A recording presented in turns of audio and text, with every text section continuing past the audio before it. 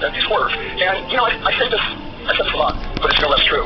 At some point, we're going to have an AIDS vaccine. I have to believe that. And when we do, you better get ready for the biggest fight there will be ever about medicine in Washington. Because conservatives in this country will stand up and say it is wrong to give children an AIDS vaccine. Because it'll just encourage them to do things we don't want them to do. And if you think I'm kidding, I hope that we can have that come to pass, and then we'll see if I'm right or not, because I'd love to have a vaccine. But don't kid yourself. There will be many, many, many people who will say, we cannot do things that will encourage people to act in ways that we've been acting biologically since we were weak. And this is definitely in the last election, Michelle Bachmann, and I thought she was a politician who was as low as it could go.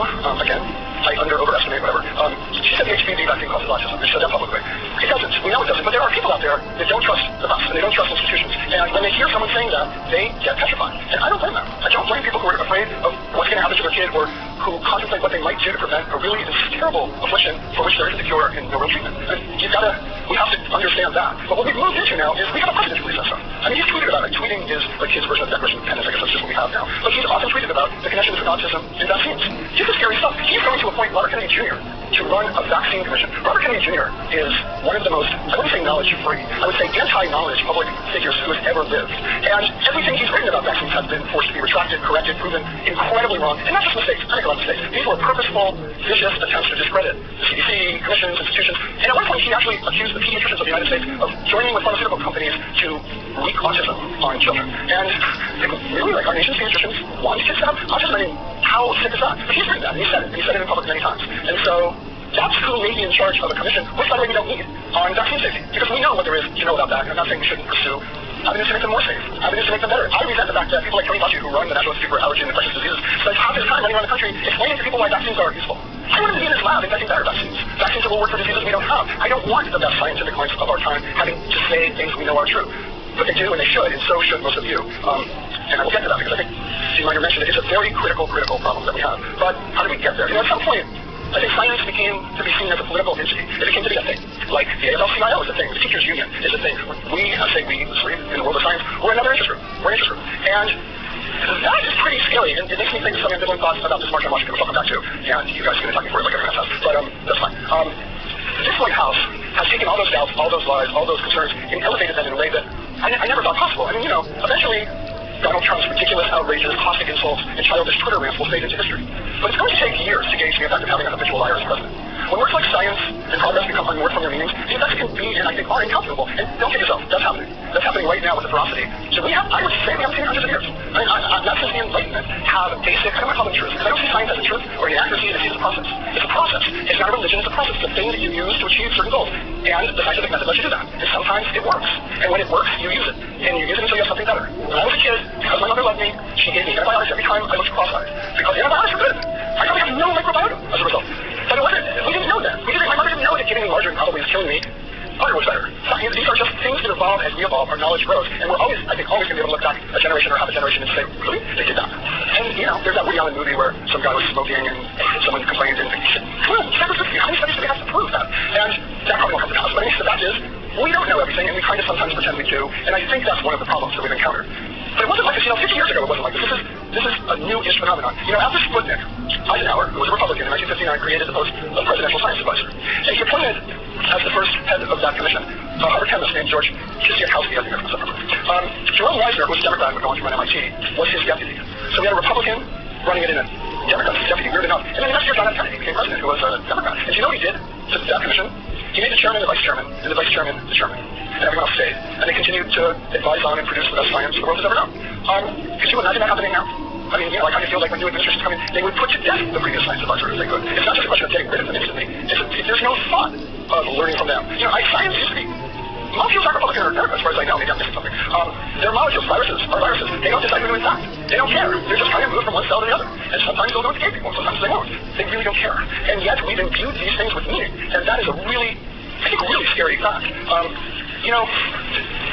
Since I've been writing about science, and I've written about other things, but I feel that we're kind of on the verge of losing the Enlightenment. And I know that may seem weird and maybe extreme, but I think it is. I mean, what did the course of progress in the 20th century was data, observation, change. That won World War II.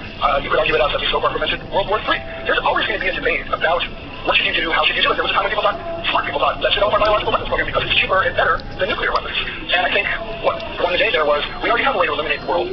Maybe we don't need to spend a lot of money and energy on biological weapons. But these are debates and doubts and fears we're always going to have. And The result of these fears is something that I don't think we've seen before. So I live most of the time, I live in upstate New York, and Lyme disease is a terrible problem there. And if you don't have nothing exposed to it, then you would maybe dismiss it. I grew up in Connecticut, and I always used to think of Lyme as, it's this thing, you get a red bullseye, you take it out, it's fine. Which is mostly true. Except that in lots of cases you don't get a red bullseye, or you don't notice, and it gets bad. And so, people don't know how to deal with it. In New York State, and there are some people, some doctors who give patients long-term intravenous IV treatment, for which there no data supports that as being valuable. And there are lots of incidences of people getting infections and dying as a result. So there are studies going on, legitimate studies about other ways to treat Lyme with long-term IV antibiotics, but so far there's never been a study that says you ought to do it. The New York State Senate passed a law a year and a half ago saying it would be against the law for an insurance company not to accept a claim for long-term IV use, and no doctor could be sued or otherwise mistreated or brought before a medical examiner for giving people long-term IV drug abuse. Now, yeah, doctors are oversued in our medical malpractice is a shame, but now we're everyone. The idea that the legislature is now basically telling physicians that you are allowed to use the best science, and we're not going to protect you any better than we protect these people that we know are not using the best science. I found it horrifying, scary, and it's a change that's still true, and some millions of people support it. And this is the type of thing I think happens when we kind of get divorced from what is real and what isn't, what can be proven, what can't be. And some of that is fear-based, because Lyme disease is really scary, and a lot of people where I live spend a lot of the time, it is a liver cancer and it's not malaria, but it's a significant problem. And I've seen again and again in the last 15 years of writing about science, issues where people just don't care, like flu shots.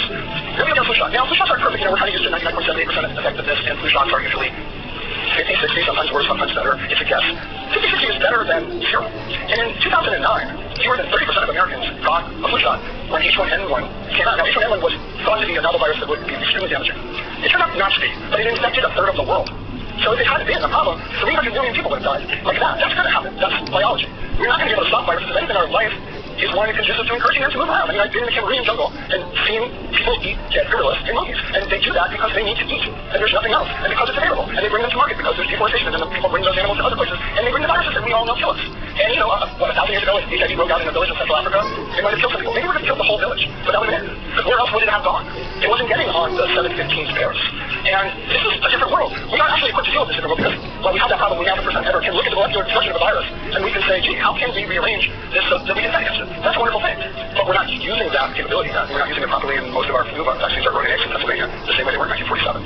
And that is because people don't focus on what doesn't present an immediate danger. As soon as, a quarter of America dies from a virus, people will pay attention. But right now, what happens is flu comes through, old people die, sometimes young people die, most people just get incredibly sick, and life goes on. And it's as if you have to have some horrific thing happen. Paul Offit is a very talented infectious disease doctor and a vaccine person who helped develop the coronavirus vaccine, has said we need polio in the United States. He's a nice guy. I don't think he really needs to say it that way, but his point is if there was a polio outbreak, we pay attention. But we don't pay attention now because people get worked up about measles. I've asked this in different groups, and this is an unfair, statistically weird group to ask this about, but how many of you have ever seen measles? Okay, shut up. But this is different medical school. In general, you get about 3 people out of 100. By the way, it wasn't even worth raise their hand. If you've never seen measles, if your physician has never seen measles, it's hard to get all worked up about it, even though it killed about 130,000 people. Last year, just nobody who lives in Palo Alto. And I go, I just think that is one of our problems. One of our problems is that we're so good. We got the low-hanging fruit. And we expect science to work for us in ways, science is an art. It's an art. We know a lot of things, but you have to use them in a sophisticated way. I hurt my knee when I was here. I had to have an operation, and basically, somebody drilled some holes in my knee. But really done a bad job. It isn't cut and dry. It's an art. And even molecular biology is in many ways an art, and I think we pretend that this is the truth. I went to Brazil a couple years ago. There's a company called Acatec, which is bought by another company, but it was making genetically modified mosquitoes to try and stand up to really bad thinking epidemic that was in Brazil. Can you, many of you know, because measles is a terrible disease.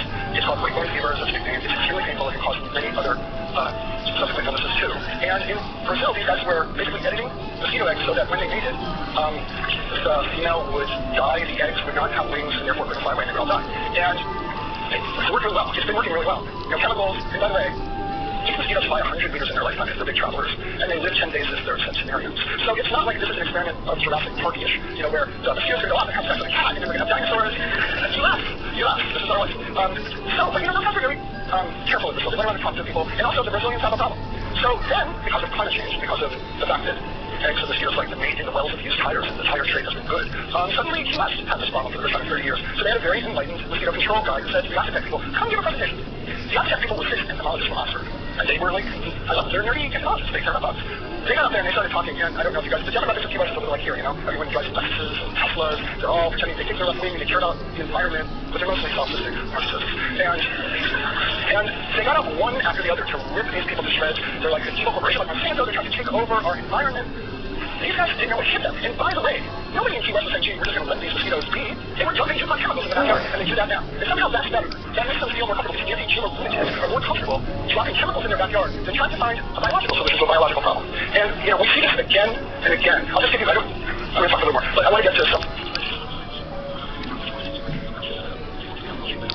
doctors probably have her face on dartboard. I wrote a profile her a while ago, and I spent a lot of time with her. And she's a very complicated person. And she's done some good. The science thing, not so much, but she's done a lot of good when it comes to the way animals are treated. And about 4 years ago, she issued a kind of challenge. She said, I'll pay $1 million to the first lab that can make chicken in a lab that tastes like real chicken. I think everyone in this room knows $1 million is like how much the coffee bill is, but it was the point that counts.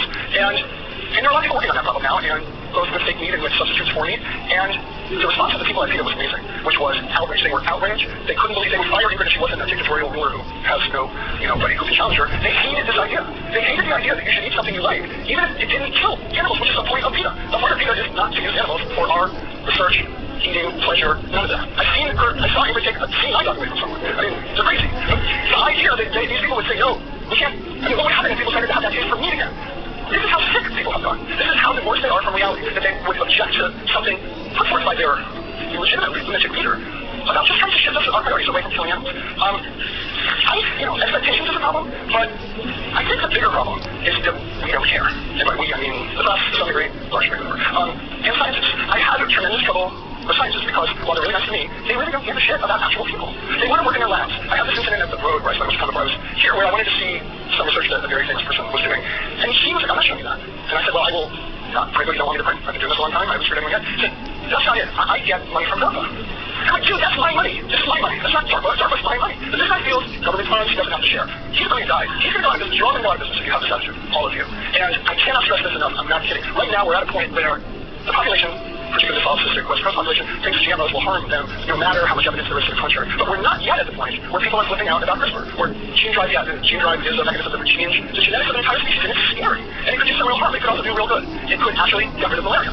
We need to discuss that. We need to have those debates. We need to decide, are things better or worse? There's a numerator and a denominator to every number, and people only talk about the risk. So, yeah, is the risk 1 in 4? Because if it is, that's pretty bad. If it's 1 in 400 million, that's bad. And nobody ever makes those distinctions. And we need to start doing that, and you need to start doing that. Because you have a great story to tell, you're not telling it. Many of you, the younger generation, I think, understands this, but you're really busy. And the demands of your job are in the lab, produce things, get printed and sell in Nature, and, those other ridiculous publications that you can find at all. And you're forgetting, you're taking around the ballast of people. So now I will tell you what I think about this march on science, and hopefully you won't feel organic committees. I don't think it's a good idea. I don't really know. I haven't decided. I am ambivalent, but what is it we're trying to say? That we want science funding? Do we think it's wrong to minimize this research? Yeah, totally. Is that march gonna do that, or is it gonna just give people? There are a lot of conservatives in Congress who think science funding is a good idea. Are we going to polarize ourselves so that we really are a union? And when people, before you ask me what about the women's march, we're going to reject this science is an idea. I do think it's a different situation. But I would love every person who's going to Washington to go to a county, go to Tennessee, go across the bridge here where these lunatics think GMOs are going to kill them, and just sit down and talk to people and talk to them. You can actually convince people. I've taught a course for a few years at Bard College, which is near me, on the global future of food, and everyone, they're all very little kids, and they all think GMOs are going to kill them. And it's really easy to tell them that your problem is not the GMOs. You don't like big corporations. And if you don't like big corporations controlling seeds, fine. Let's deal with that. There are avenues, political, social. There are lots of ways you can deal with that. It's not a molecular thing, and you need to make the distinction. And they get that. They by and large get that. And I don't think we make that case. And I will tell you that if you don't start making that case about the work you're doing in these labs on genetics, you're not going to be able to do what you want to do. Drew Endy, who teaches in bioengineering, is a friend of mine. He had a couple postdocs last year trying to figure out how to make a dragon. Which actually is not that hard. You repurpose the sac of a lizard, the point is that you make methane from yeast, you put some fluids in the teeth. Good there. The point is, I think I'm true with this. He's one of the most articulate explainers of science in America, and he's relentless in his attempt to do it. And actually, on Saturday, he and I went to an opening in Oakland, not of an art gallery, but of a new office for a place called The Odin. The Odin is a do-it-yourself biohacking place run by a really brilliant and kind of weird biophysicist, and he'll send you CRISPR kits and PCRs and all sorts of stuff, and you can make this stuff yourself. And I know a lot of people are afraid of that, but I don't think our problem is going to be solved until we're not afraid of that. And I would like to see every third grader in the United States do gene editing on worms in their class. Put a phosphorescent gene, change the color. It can be done, it can be done cheaply. If that happens, kids are going to come home and say, Mom, I turned a green worm blue. And they're going to understand just the visceral delight of doing that. And most people, particularly people my age, they do not have that sense. They don't get it. The word gene scares them unless it's like venom. And I hate to call anybody a lost cause, but I think my group of Americans kind of are. But we're dying out, don't worry. The younger people can be different, and you have to care. It's really, so this whole, why is science, why are people not believing us, why does that not matter? You don't make your case. I mean, there's a lot of other reasons, I've gone through some of them, but you don't, what is more important? Solving a problem in a lab is really cool, or getting people to understand it. And just so I'm clear, I'm not saying every person in every lab needs to go out and be a public persona. Some people don't do that. That's not their thing. I don't even think every principal investigator needs to do it, but if there's a project, and there's not one person associated with that project who can tell its story in a somewhat coherent, maybe even compelling way, project's going to go away. And again, let me be clear, I'm not saying, like, how do we get from here to curing cancer? I'm talking about the delight of doing it. CRISPR, one of the greatest things to me about CRISPR is it was just found by some Japanese biologists looking looking equally in 1987 or something else, and they saw this weird cluster of nucleotides, and they wrote in their paper literally, and we saw this weird cluster of nucleotides, we don't know what it is. And that was it for 8 years, and then some people started unraveling it. That's how science works, it's really cool. I don't know anything more exciting than that. But if you don't tell that story, it doesn't matter what else you do. So I want you to ask a question, but I just want to end on a slightly less horrifying note. Some of you are old enough or aware of medicine enough to know who Edward Coop was. He was the Surgeon General of the United States, and he was the most right-wing, anti-abortion lunatic who ever lived. Henry Waxman, the brilliant congressman who ran the Subcommittee on Health and Environment, spent a year trying to keep him from being Surgeon General. Who wasted time even trying to keep someone from being Surgeon General? But he was so corrosive that there was finally Henry stopped. He figured, what can a Surgeon General do? This was the Reagan administration, and they were so happy because he was so right-wing. They went right out and said, do a report on AIDS. So we went out and he did a report, and he spent a year, and he came back and said, by the time they report grade, every American should know what a rubber is and how to put one on. Again, this is like one of the most conservative men I've ever known. Okay, so Reagan went crazy, everyone hated him, and then they said, well, you're the most well-known anti-abortion activist in America, do a report on abortion. So finally, a home run. He disappeared for like a year, and one of these people called me and said, I said, the Washington Post said, Coop isn't going to issue an abortion report. Like, what are you talking about? He's interviewed hundreds of people. He said, yeah, but you better come talk to him. I said, I'm coming. And Coop basically said to the American people, to me and anyone else would listen, there's not enough data to say you shouldn't have an abortion or you should have an abortion. Some people will be better off, and the world would probably be better off if those people had an abortion. For others, that's not the case. I personally, Edward Coop, believe morally it's wrong to have an abortion, but as a society, I have to say this. And it was unbelievable. When he left his job, Henry Waxman, who detested him, was very close to him. He wrote a memoir, and he signed his book to Henry, to the biggest man in Congress. Henry's like 5'1". And I bring that up because I then saw him, he was 96 right before he died, and he said, I never changed my stripes. I still believe what I believe, including homosexual behavior is evil. I mean, he was really a lunatic, but he also said, the data's data. And I believe in that. And this guy believed in facts as much as he believed in God, and he believed in God a lot. So I don't think it's impossible. And he is someone who I revere for that very purpose. He might never agree on anything politically, but he didn't care. He just took the facts where they ought to go. And that is something that can happen, but we have to make it happen, and I don't think we're really trying very hard. So that, on that slightly shuffle note, I'll entertain questions if there are any. Thanks.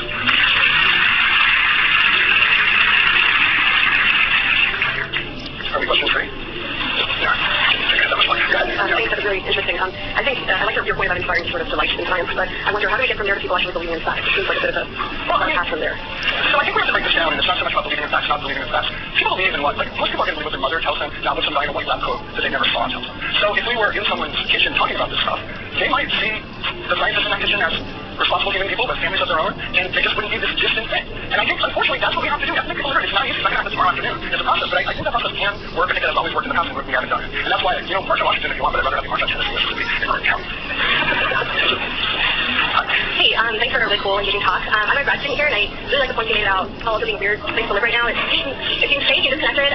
I personally, as a brown person, as a woman, as someone who's undocumented and is scared all the time, I'm having a hard time living here, even being on this campus. There are a lot of people here who are doing great work and being in their labs, but nobody cares about people like me or my story. Even the administration is having a hard time, I think, being brave at this time. So I want to know, how do I engage my classmates? How do I engage my professors? How do I engage teams and ask them to care about stuff like this and not make it a thing, not make it political, and not make this administration normal? If you just solve that would be great. I talked to the dean of this institution who introduced me so nicely. I know Stanford was standing by to pay legal bills no matter what they were for anyone who was getting kicked out and couldn't get in. I mean, I understand what you're saying. I'm not you, obviously. I think there are lots of people around here who understand and see the point of doing something. I don't think that was, Silicon Valley is a place obsessed with itself and its laptops. That's true. But I think some of the people there are starting to understand that this might challenge their laptop ownership. And their Tesla, their $7,500 credit for getting Tesla. Tesla's going to go away. I'm kidding a little bit. I think people are waking up to the situation. I can't say I don't think it's a bad issue to say this because how would I know? But I do think there are people and groups around here who care about you and what you stand for and would try to protect you. So I guess, party on? I'm really raising this down. Okay, thanks so much. Okay. Hi, this is sort of a follow-up question to the first question. I think that some people have been affected by a long history of sort of passive uses by maybe the established medical establishment or corporations, Mission Monsanto. There's a lot of controversy around that. So what can we do to combat the fear of experts, the fear of... Go to people's kitchens, eat scrambled eggs with them. I'm serious. Experts are these people who hover above us. Wear white coats, no offense. White coats are good. And we don't know them. The way you make experts real is go talk to people. There's not people living. And a lot of these people at this campus and other places I find out, they're super engaging. The excitement they have about the field comes right out of them the second you meet them. And other people would feel that too. I don't know if you get that. So I would say, open yourself up. Look, I think, what do you mind? How many of these people ever do go to a CSW or a Rotary Club? Maybe they don't. So gee, I wonder why 65 million people voted for Donald Trump. Really, these things are not unconnected. And how would I make elite media outlets that people typically go to? Yeah, I don't, listen, by the way, I just have to say, Donald Trump's been the best thing that ever happened to the New Yorker. Our subscriptions, I think in the last few months, are equal to what they were in the previous 2 years. Same for the New York Times and Washington Post. I'd gladly give the money back. I think we all would, but what I do think that means is that some people who took it for granted until recently are willing to send a little money to try and find out what seems to be true. Again, it's not an easy thing, but talk to people. I don't think there's anything inherently, I don't think there's a I hate experts gene. I think there's a you think you know everything gene, and I'm beneath you. And that's the problem. But definitely solved. I told you, this is very, it's like a cultural revolution without killing 69 people. But it needs to happen. So the one advantage of the March for Science is that it gives the world a chance to see that scientists look like real people. Does it? Well, I mean, really? Is that what they're going to see? I don't think people know at all what scientists look like. I think the world will see a bunch of leftist, Hillary people who hate Donald Trump, and it's an occasion for making that case. And if I go, I'll see a lot of people I know will have your subscription. So I think as a group we need to, separate from the march, I think the more that we give the populace a vision of what scientists look like, that we stop and say, we're normal people. I agree with that. I mean, I'm not anti-the march. I'm ambivalent about the march. I really don't know what I think about it, which is an odd thing in my brain. But I so appreciate your writing, and I want to thank you because I've really enjoyed following you in the New Yorker. The problem is, how do we get your pieces into Breitbart? In California, we have a surely there's a neurosurgeon here who can help me. We have California, we're down many millions of votes and way over for Hillary. We don't have as many opportunities to talk to Trump supporters to explain science. I understand. We don't have. Well, first of all, you all have families. Some of them live outside of California. California's a special place in good and crazy ways, so it's a little different. But okay, apparently the word's last question I've been thinking about. I will just say this about the specialness of California. California is home to the biggest anti-vaccine movement and the most lunatic fringe anti-GMO people on the face of the earth. And they'll have been highly educating some of you are probably in this room. And the point is, it's not just a demographic left or right, up or down. It's everywhere. Just if you want to just convince people in California that, go to Newport, tell them to vaccinate their kids. You don't even need California. Okay, last question. She was a line person. I'm sorry. Go ahead. I just wanted the question, the last question.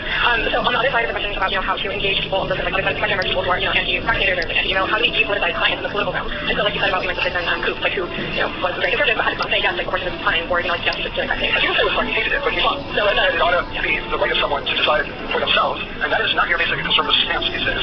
How do we do that? I mean, I'm like a broken record. Talk to people. I don't think marching on Washington is going to depoliticize science. And it is also probably true that not marching on Washington is going to, it's not like people are going to wake up and say, oh, those guys are so reserved. They're trying to be political. So I again think depoliticizing science means focusing on the things that are real. And it's like, everyone's crazy about climate change, and they should be.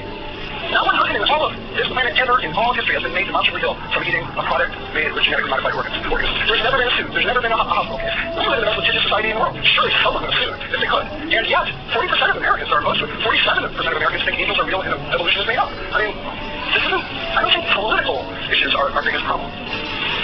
You're not satisfied. I appreciate it. I need to personalize what you're saying, and then more like a politicians who are real people, but I'm not. How many people in this room have ever written to, called, or visited their representative of Congress? Oh, for God's sakes. Okay. Congratulations. You're all good human beings. But very rarely do people do that, and I would say do that. I mean, one of the things I have some hope on the healthcare bill is Republicans in Congress, they're trying to wake up in the morning and think, look, I think I might have to get reelected again. And I don't care if the good guys, as long as they know they have to get reelected, and the people that they're screwing over are going to vote for the other guy. And I think that's sort of inching into reality now. So, talk. I mean, I don't have a better answer than talk. We don't talk. The guy JD Vance, he grew up as a right-wing guy with Yale Law School, was a Marine at Yale Law School. I don't always saw your time, but he explains this disconnect better than anyone I've ever seen. And he does it in a non-political fashion. I don't want to talk here, so you're I'm going to check in. Please visit us.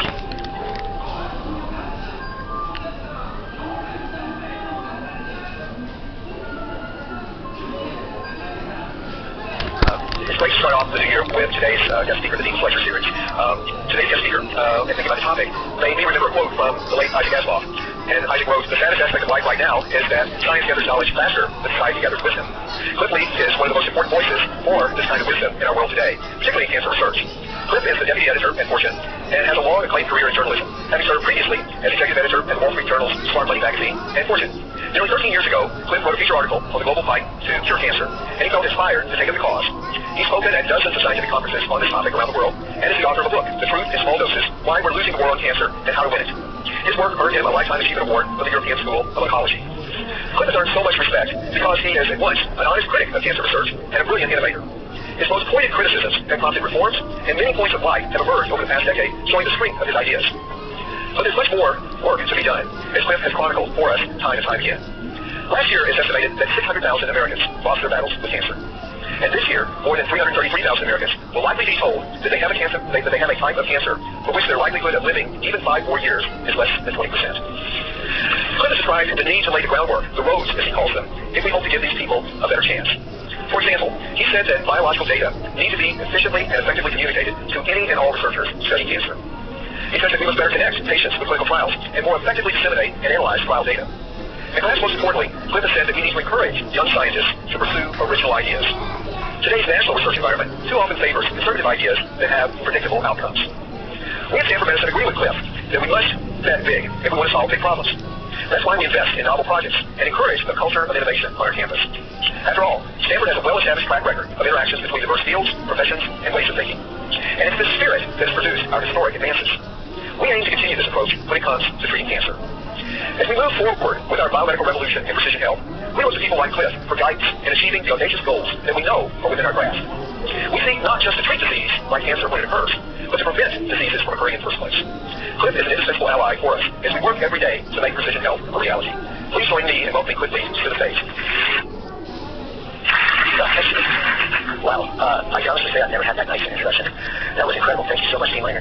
And what an extraordinary honor and privilege it is to be here. I know everyone says that, but I am kind of blown away to be sitting here. So I'd like to, actually, we'll start with this first slide. I'd like to go take you back about a half a century and a half a world away to, I think, one of my favorite stories in all of cancer research. So we're going to get a little retro on you here. But I think, and it's a long story, so I'll bear with me, but I think there's some important lessons to be learned in this process.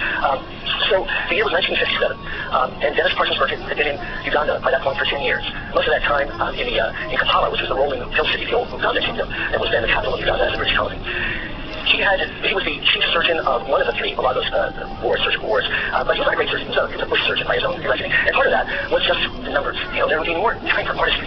There were so many patients. The parents would bring their children, so many of them were children, with bones ulcerated from infection and wilted from hunger and dead from polio and gouged by animal bites. And there were so many plagues in East Africa and Sub-Saharan Africa in general. Malaria, of course, was endemic to the region. And there were Onion fever and chikungunya and dengue, malaria, which was this horrible disease. It was an infection caused by a flatworm larva that was freshwater snails. It was everywhere. So if you were in Victorian Nuzum, just like Victoria, this massive lake that spans the borders of 3 countries, you could get this larva, this infection in about 50 seconds. There was yaws, which was another horrible disease, and kwashiorkor, and the name meant that the one who was left behind. And it was a malnutrition where it was affected young kids whose mothers weaned them too soon because of the arrival of the second child, and they would get that look of the emaciated body, the red tunic, and this distended belly. And Burkitt himself had seen so many of these diseases. His first year working in the northern region of Lira, he was responsible for about 7,000 square miles of quarterly inhabitants. He did about 600 surgeries that first year. He would roll up in a brakeless ward, get out, wash up as best he could. He would sterilize his surgical equipment over a gas stove, duty and anesthesia himself, and then run off to the next group subject nursery, which was really just a hut. And so, as he was this was challenging enough for any surgeon, that kind of a pace.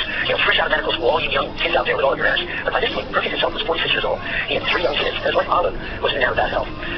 And then there was one other handicap that the young Burkitt had, which was a tough one for a surgeon. He was missing an eye.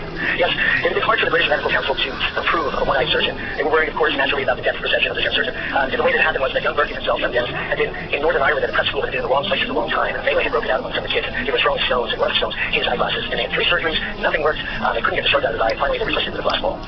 What he lacked, though, in depth perception, what he lacked in some of his vision, he was able to see things that other people couldn't see. He was uncanny about this scientist, this Irish surgeon, with his fantastic, fast-paced talk. But nothing on earth prepared him for this. Let's see those small slides, sorry. The boy's name was Africa. Kenny was 5 years old. Kenny was terrified. His parents brought him into the Malago Hospital.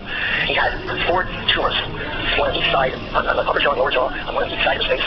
They seemed equally spaced. It was as if a force blaze had leapt over a firebolt. There were 2 separate bones and 2 sides of the body, and that's not really the way tumors seem to spread. But here he was, this boy, fast-growing something or other that was causing these massive tumors. And Burkitt didn't know what to do. He took photographs with what he always did. He just took these photographs of everything. Parents came with it everywhere. And he didn't know what to do. He told the parents, sorry, just like I did. The boy died. The parents detained, rescued the boy, captured the dead body, the armload of flowers. Very, very upsetting. Burkitt had seen so much, but this one really affected him. And then, lo and behold, 3 weeks later, he was in Jinja. Some said this was about 50 miles away. Some said this was the source of the Nile River on a long 4,000-mile journey to the Mediterranean. And he was doing medical rounds for a bunch of young kids. So he looks out the window, and he sees another child. Another child with swollen jaws. And again, he rushed out and talked to the mother and convinced her to bring her child to the Malago Hospital in his old truck. And he took photographs, and they did a scan, and now there were tumors in his abdomen as well. And there was, again, nothing he could do. It's really upsetting for a guy who had seen so much and suddenly was forced with this recognition that he was helpless in the face of something he'd never seen before. So he started asking around, has anyone seen this infections and cancers? What is it? And he started checking the medical records at the Malago, which were pretty extensive. And he found that there were lots of these jaw tumors. And he was looking at the pathology reports, and a lot of them said small round cells, but they weren't characterized the same way. If there was a tumor in the eye, they were called retinoblastomas. This is the way we do that in cancer. We base it on where the location of the primary is. So if it was a kidney, sometimes marked as a Wilms tumor or an osteosarcoma. Almost every case, they were marked down as a sarcoma, some mysterious sarcoma, with a manifestation in the jaw. So he went to the next place was the Albert Cook had started a hospital in 1901 outside of Kampala, and this is one of the oldest missionary hospitals around, and they had phenomenal records. And in 1897 he started, and it turns out that in the basement, Dennis Burkitt goes down and he finds this record from Albert Cook's notebook that just says, in 1901, showing a child with a jaw tumor and saying how surprisingly common they are in Africa. Now, as I mentioned, Burkitt had been in Africa for 10 years at this point and had never seen this. And in a span of 3 or 4 weeks, he's now seeing to himself and learning that this is a common tumor. And he's, of course, blind. So he begins to ask everybody around, What have you seen this tumor? Now, Dennis had this wonderful way about it. He was very upright. He was sort of tall, like a cavalry officer. He was a teetotaler, a Christian missionary, and very, very severe in his ways. He looked kind of like a Sunday school teacher. He sort of had a very thin line for analysis. What happened with that? Somehow God had given him this very silly, high-pitched, very fast voice, lovely way of talking. So he was saying, have you seen something like a leprechaun everywhere? And people would respond to that, and it turns out a lot of people had. Doctors would come in from other African hospitals, and lo and behold, they were seeing autism. And this next image, I'm afraid, is a little disturbing, or very disturbing, but you can see it was sort of shocking in the sense that how did so many people miss this, right? I mean, if you're a mother or father, this happens to your child. I mean, this is just outrageous. So this couldn't have been happening. The problem was that nobody was grouping them together as one syndrome. Well, Bergen himself quickly jotted on a paper, and again, he thought it was sarcomas, and he delivered this paper to a group of surgeons, a local surgical journal, and said, this is the most common tumor in all of Africa, in all of Uganda at this point. So as he's going through and telling this, asking everybody, how does this happen? He comes in, there's a young buck of a surgeon, a young buck of a doctor named George Henley. Now, George was from South Africa, and one of these guys, 30-something years old, might go around the world to talk, very confident about himself. And when Bergen showed him photographs, he said, these tumors are so much better than CT. Now, that's not every night. I gotta tell you, my daughter, she's 12, said, oh, that's exactly the same deal. But this was one of those things, for a moment, somebody says that, something like that, and he just grabbed Bergen and said, wait. If it's not, if it was common in Africa and common in the rest of East Africa, and it doesn't exist at all in South Africa, then where between these two lands did it stop? Where was the edge? It's a great epidemiological question, and in order to solve it, he had a profoundly simple suggestion, which was he was going to send out a flyer to everybody in Africa, all the hospitals, missions, district mission centers, and he was going to do this. So in order to do that, he applied for his first research grant, and he printed up 1,200 flyers to cover the printing and the postage. He got this 15-pound research grant from the British Medical Council, which was equivalent to $40. And what you all think about that is you apply for your first grant, $40. But he sent them out, all 1,200 flyers, and he followed them up with individual letters that he hand wrote. And over the course of 40 years, he got quite a lot of responses. And in fact, he put them against 3 maps on his office. One of them was a map of all of Africa, one was East Africa, and one of Uganda. And each little pin that he had there, he color-coded. So if there was one known case, or if there was a suspected case, that would be a different color, or if there were multiple cases, that would be a different color. And he was very, very frugal. I mentioned these sort of Sunday teachers. His family and friends would make fun of how cheap he was. He bought uncolored pins and hand-painted each one to save the 10 pence or whatever they were. He was very, very frugal. His daughter used to suffer him having a bath where he was 1 inch or 2 inches deep just to save the hot water. But it's very hard to do epidemiology by postal carrier, even though you can see this extraordinary pattern that sort of seems to be emerging there. He decided, after all this process, that he would do what he called a geographical biopsy. So instead of sampling tumor tissue, he was going to sample memories. And the way he imagined he was going to do this was he was going to go and visit all of these places. Because just like himself, he had been in Uganda for 10 years and had never seen this before. And then suddenly found how common it was. Well, maybe others had the same experience. Right? Maybe others were sort of seeing parts of this and not recognizing it as a coherent syndrome. And they put it in a record somewhere. So in order to do this, he got his, one too far, he got 2 friends of his. One guy on the left, Cliff Nelson, and the other guy, Ted Williams, from Bill. And Ted did not want to go on this safari. I had this idea that he was going to take all of it. And Ted was about to get to Uganda forever. He promised quite a vacation back to England. And Dennis, in his relentless way, said, I got to come with me. And if you hear about that, it was exactly something like that, whatever my daughter said. So Ted had this unbelievable skill for a physician, which was that he was a phenomenal mechanic. He could change the front end bearing on a car and stuff like that. He could take time to have a coffee, as Dennis liked to say. And so they got a 42-wheel station wagon with 45,000 miles on it that happened to be brought over by another missionary who was escaping the civil war in Congo. Ted outfitted it with steel plates underneath and an ignition switch. And it was many medical supplies that they put in the back. And Dennis had written every hospital along this journey, and they embarked. And over the course of 10 weeks, they went through 12 countries. Let's see this works. 12 countries, 56 hospitals and mission centers, and 10,000 miles over the course of the 10-week journey, starting here in Uganda, and this one on the right. And they came over here, down through Tanzania, which is in Tanganyika, Malawi, and all the way to Mozambique, right on the Indian Ocean, and then down to Johannesburg, South Africa, and then back to Uganda. It was up there. And along the way, it was a very long journey. They in this musty old station wagon.